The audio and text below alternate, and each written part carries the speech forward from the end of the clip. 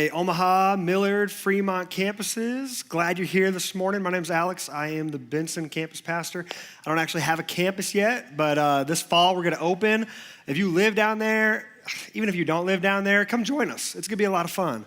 You can sign up with an interest card out there in the lobby, but we're super excited for this campus to get going. But in the meantime, Mark asked me to come preach today. He is in India. They just got there yesterday, I believe, him and a team from the church here, and they're on a mission trip working with one of our mission partners there.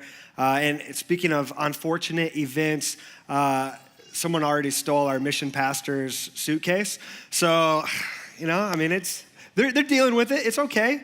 She's, found some sweatpants and a sweatshirt to wear. I think she's good. It's like 108 degrees there, but she'll be fine. It's fine. So, speaking of unfortunate events, I got to ask you, so I've been a youth pastor for 12 years, and so, I'm in touch with, millennials and Generation Z. I'm hip, I'm down. That's what they say. No, they don't say that. They actually make fun of me a lot, but that's all right. But I watched recently a Netflix documentary, because that's what you do when you're a millennial. You watch Netflix documentaries. And maybe you've heard of this. It's a very unfortunate thing that happened. Has anybody in here heard of Fyre Fest? Fyre with a Y? Okay, yeah, 2 people. Awesome. This is a really relevant illustration. Everybody will get it. All right, let me fill you in on Fyre Fest real quick. Here's the rundown. So there's this guy, Billy McFarland. He's an entrepreneur. He starts businesses. He makes money. He's great at it. He's a good talker. And then he gets together with this other guy, Ja Rule. You guys might know Ja Rule. You've seen Fast and the Furious, right? That's Ja Rule. That's Billy McFarland. Or maybe you've heard of Ja Rule's famous singles. It's Murder. Murder Reigns. 6 Feet Under. None of you? Whatever. All right. Surely you've seen Fast and the Furious. All right. So they get together and they come up with this app idea. And this app is all about, you can go on and you can book any musician or artist you want for some kind of event you're doing. So, you could sit down on your app, your Fyre app, and you can say, I want Justin Bieber to play at my daughter's birthday party. And obviously this is targeted towards a much different tax bracket than most of us in here, but that's the premise. It's like, okay, it's Uber for rich people's parties. And so, they have this awesome idea, and to promote it, they want to put on a music festival. And so they call it Fyre Fest. And in their minds, they want it to be kind of like Coachella. You guys heard of Coachella? Okay, Woodstock. You guys ever heard of Woodstock? Oh, yeah, okay. Man. So, by the way, Woodstock is coming back this August, 50th anniversary. I don't know if anybody's going, but sounds exciting. Miley Cyrus is going to play. I don't know. So Woodstock, that's what Fyre Fest is. And this guy, he is an excellent promoter, Billy. He brings in these models, and they're taking videos of this beautiful island, and he's promoting it man, if you sign up, if you buy tickets, you're gonna get, this beautiful villa to stay in with king size bed and all the comforts and luxuries, and we're gonna have a celebrity chef making food for you. He talks it up big time. He can talk the talk. But Billy, as it progresses throughout the documentary, you realize he doesn't really understand the infrastructure that goes into making an event like this actually happen.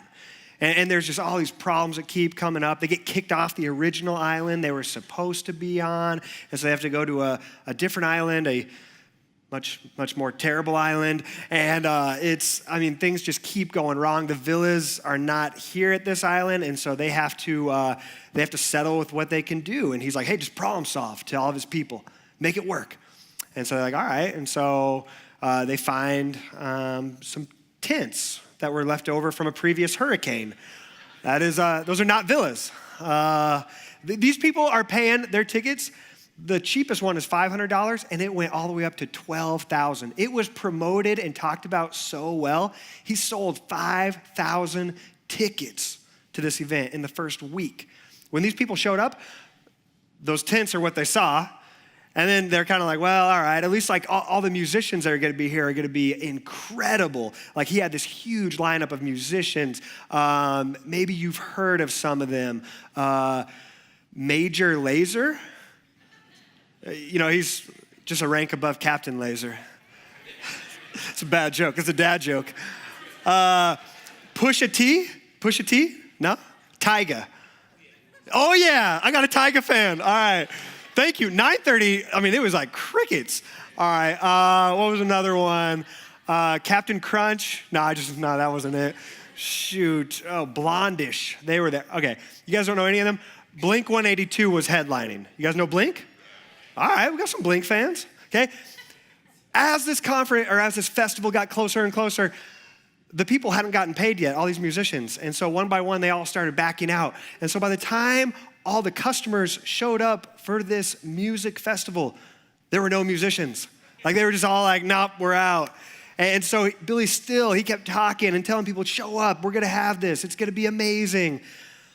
And they get there and they're like, well, okay, don't know who the musicians are playing anymore, maybe they'll find somebody, but at least the food is gonna be incredible, made by celebrity chefs. Here's a meal that they had. That's a celebrity chef gourmet cheese sandwich. My daughter, Harper, she's 5. She can make that. Huh? She's a celebrity chef now. All that to say, it was a really unfortunate event. After the first night of people staying there and they had to sleep on wet mattresses because it had rained the night before, Billy finally came out and said, everybody go home. It's off. He finally gave in and admitted this festival's not happening. I mean, he talked the talk for a long time, but he had a really hard time actually making it happen and living it out. And so in this series of unfortunate events, I know for me in my life, I can relate to Billy. Like, there's been moments in my life where I've said something or I've made a commitment to something, but then I had a really hard time following through with it. I do it all the time with my friends. My friends, they'll invite me to something like 2 or 3 weeks out, some concert down at, some cool venue downtown. They're like, you gotta come, it's gonna be amazing. I'm like, all right, yeah, I'm all in. Like, that sounds amazing. And then it gets to be like Monday morning and I'm waking up and I'm like, crap, I'm kind of tired and The Bachelor's on tonight. I don't know if I want to go. I'm just kidding, guys. I don't watch that. I mean, if I do, it's for my wife, all right? I'm just trying to be a good husband. So, I start trying to come up with an excuse to get out of it. And I'm like, all right, I'll just tell them my kids are sick. I think I heard Maverick cough. And then it's just like, oh, I already used that one. And it just comes down and I'm like, I got to bail. And I always feel bad. But man, I had the best of intentions. When I first made that promise 2-3 weeks ago, I really meant it. Like, I was going to go.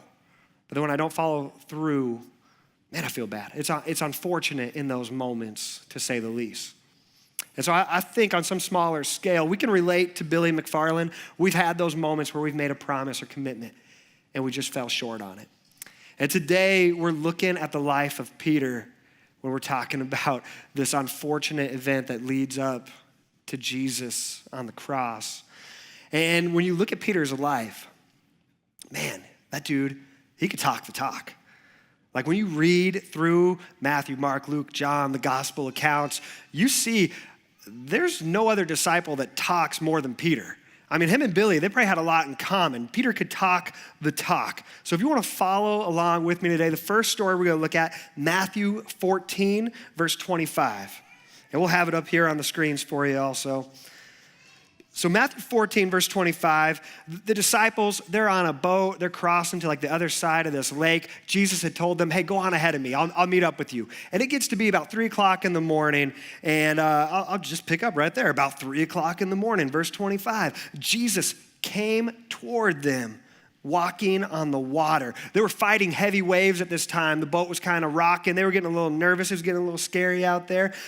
When the disciples saw him walking on the water, they were terrified. In their fear, they cried out, it's a ghost. But Jesus spoke to them at once. Don't be afraid, he said. Take courage, I am here. Then Peter called to him, Lord, if it's really you, tell me to come to you walking on the water. Yes, come, Jesus said. So Peter, he went over the side of the boat and he started walking on the water. He started walking toward Jesus. But when he saw the strong wind and the waves, he was terrified and began to sink. Save me, Lord, he shouted. Jesus immediately reached out and grabbed him. You have so little faith, Jesus said. Why did you doubt me? Peter, there's so many moments when you read through this where he says the right things.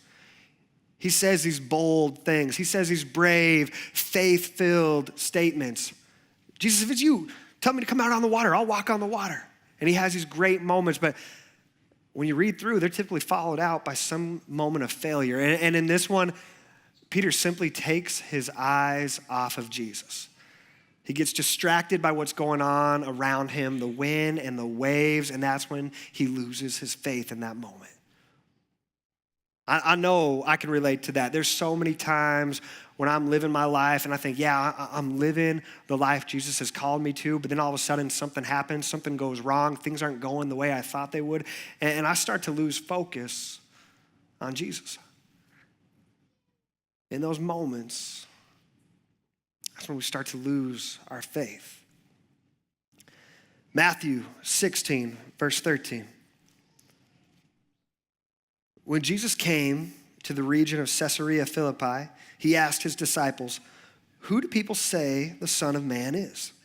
"Well," they replied, "some say John the Baptist, some say Elijah, others say Jeremiah or one of the other prophets." Then he asked them, "But who do you say I am?" Simon Peter answered him, "You are the Messiah, the Son of the living God." Now, I don't have this verse up here, but I want to keep reading because I like it and it's good and we need it. Verse 17, Jesus replied, "You are blessed, Simon, son of John, because my Father in heaven has revealed this to you. You did not learn this from any human being. Now I say to you that you are Peter, which means rock. And upon this rock I will build my church, and all the powers of hell will not conquer it." Peter wasn't just any disciple. You see, Jesus, he had the 12 disciples, but then he had his inner three, like that core group. You know, we all kind of got, we could all probably list off 10, 12 friends that we got, but each and every one of us, we could probably nail it down to like, hey, these are my three closest. And Jesus, he had that. He had James and John, they were brothers, and he gave them nicknames also. He called them Boanerges, which meant sons of thunder. They were kind of fiery. They got in some fights. They wanted to call down fire a lot. And then Peter, his name was actually Simon originally, and he called him Peter, the Rock, which is a pretty big deal. I mean, think about our world today. There's only one, the Rock. And he's a big deal. That's what Peter was. He was the Rock. That's huge. And so he has this great moment, and Jesus says, yeah, you get it. But then if you just jump down, verse 21, like Peter, you have these incredible moments, and then you have these moments where you are just, you just don't get it. Verse 21, from then on, Jesus began to tell his disciples plainly that it was necessary for him to go to Jerusalem and that he would suffer many terrible things at the hands of the elders, the leading priests, and the teachers of religious law. He would be killed, but on the third day, he would be raised from the dead. But Peter took him aside. He's like, hey, Jesus, come over here. Jesus, you're talking too much. Come over here. I mean, just imagine that. Peter, shut up right there. Stop. Peter took him aside and began to reprimand him. That's like me, talking to a group of people, and my little 5-year-old daughter, Harper, comes over and be like, hey, Dad, come here. Dad, come here. Yeah? You sound like an idiot right now. You're 5. Don't talk to me like that. That's what Peter does to Jesus. He pulls him aside and says, heaven forbid, Lord. He said, this will never happen to you. He had this great moment, and now look what Jesus says. Jesus turned to Peter and said, get away from me, Satan. Like you're on top of the world, now you're Satan. That's bad. You are a dangerous trap to me. You are seeing things merely from a human point of view, not from God's. Now last week, Mark, he talked about Judas. And he mentioned this idea that some scholars, they think that Judas might have actually had the best of intentions when he sold Jesus out. They think that really what he was doing, him and all the other disciples, they had been with Jesus for 3 years. They had seen him do incredible miracles. They knew he was powerful. And they were waiting for a Messiah like this. They'd been waiting for years, the Jewish people. Because in their mind, they saw things from a worldly, a human point of view. They were waiting for someone to come back and bring them back to power on this earth. That's what they were waiting for. They had read all the stories about King David from thousands of years before and King Solomon, his son, and they were a powerful nation. They had wealth, they had armies, they were respected everywhere across the globe. And that's what these people were waiting for, because now they were living under Roman rule. They had no power, they had no wealth, they had no respect. And so they've been waiting for this Messiah to come and bring them back into power. And so I think Judas, he'd been waiting 3 years, and I agree with the scholars that say this, but I think he said, I've had enough, I'm done waiting. And so he went and sold Jesus out for 30 pieces of silver, which was really nothing. It wasn't even that much. And I think he did it because he thought when they come to arrest Jesus, that is when the revolution will happen. Jesus will start the battle and everyone will join him and we will fight the Romans and we will take back what's ours. I really think when you read it, that's easy to infer, because you find out later on, after Jesus is betrayed and he goes and he lets them arrest him. In fact, let's read a little passage of this. Matthew 26, 31 through 35. At this time, Judas had already sold Jesus out. On the way, Jesus and the disciples are walking. Jesus told them, "Tonight all of you will desert me. For the scriptures say, God will strike the shepherd and the sheep of the flock will be scattered. But after I have been raised from the dead, I will go ahead of you to Galilee and meet you there." Peter's always talking. Peter declared, "Even if everyone else deserts you, I will never desert you." Jesus replied, "I tell you the truth, Peter. This very night before the rooster crows, you will deny 3 times that you even know me." "No," Peter insisted, "even if I have to die with you, I will never deny you." And all the other disciples vowed the same. Peter thought it was going to go down differently. When those men came into the garden to arrest Jesus,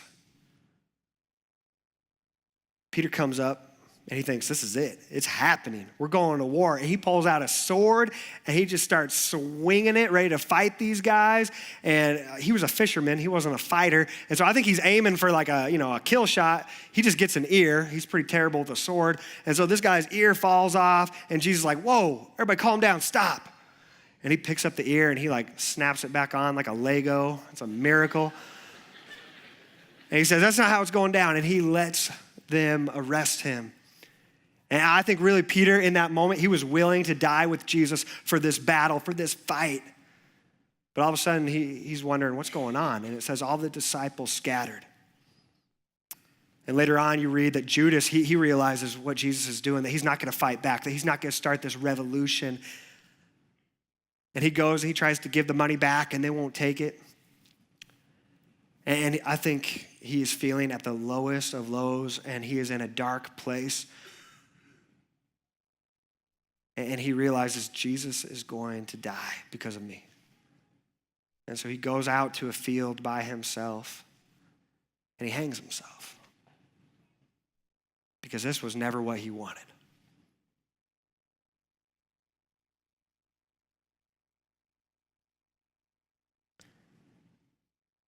Now Peter, let's jump back to him. John 18, verse 16.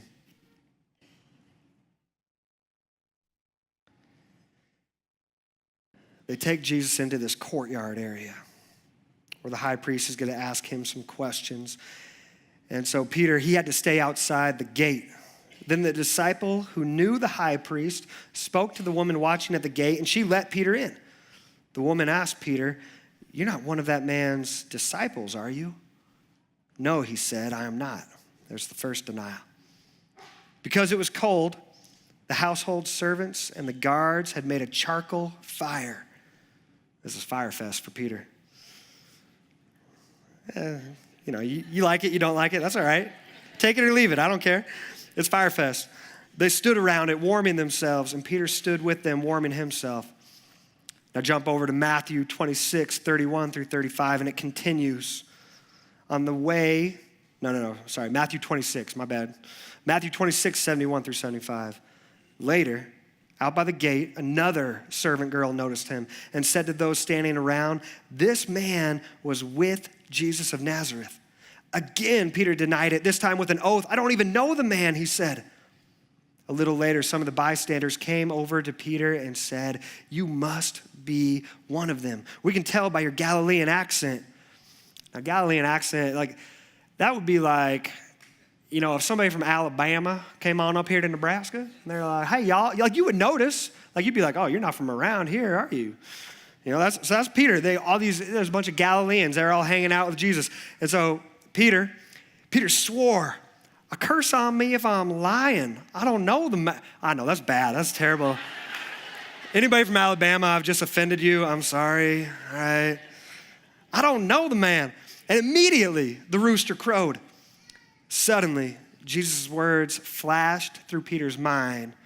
"Before the rooster crows, you will deny 3 times that you even know me." And he went away weeping bitterly. In another one of the gospel accounts, in this courtyard area, it's described as there's big windows on all these buildings, and you could actually see, Peter could see Jesus through one of the windows. And when the rooster crowed, Jesus looked out directly at him, and they met eyes. And Peter knew he had failed. He knew he had fallen short of the promise and commitment he had made.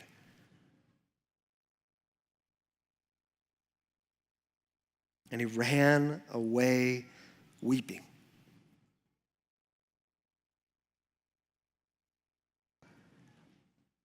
I don't know about you, but I've had those moments. I've had those moments where I feel like, man, I've fallen short of the life Jesus has called me to. I made this promise, I made this commitment, and I haven't lived it out the way I thought I would, and I've fallen. Working in student ministry for all these years, I've seen this week after week. I've seen so many students throughout the years give their lives to Jesus in the waters of baptism.